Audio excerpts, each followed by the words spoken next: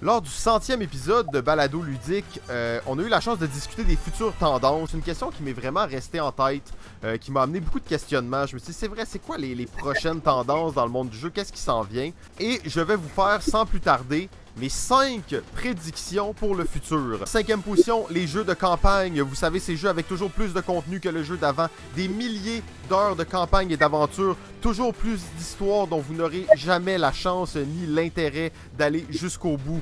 Et en plus, vous savez, avec les Stretch Gold, on vous réserve des heures et des heures de contenu supplémentaire. Votre ludothèque ressemblera à votre compte Steam en moins de 2.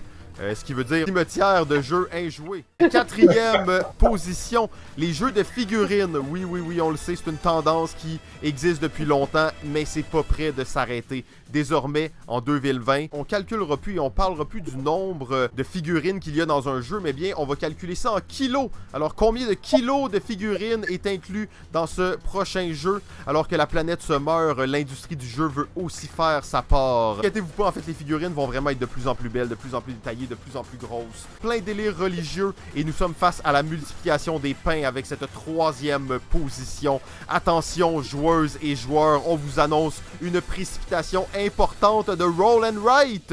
Les choisis et coches. Vous savez, ces petits jeux qui se jouent là, sur des napkins.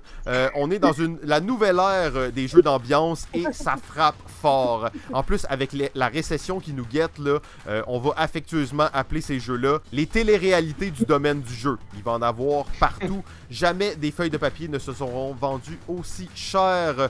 Donc, avant d'investir vos précieux dollars dans tout ce qui va sortir, justement, allez quand même jeter un coup d'œil sur la vaste quantité de Roll and Write qui auront été créés pendant cette période de COVID. Vous croyez que Kickstarter c'était un peu sketch? Vous allez voir que les print and play c'est un tout autre univers. Finalement, en 2e position, les jeux hybrides. Oui, les jeux de vidéo sur table continueront de prendre de plus en plus de place et d'offrir des expériences renouvelées.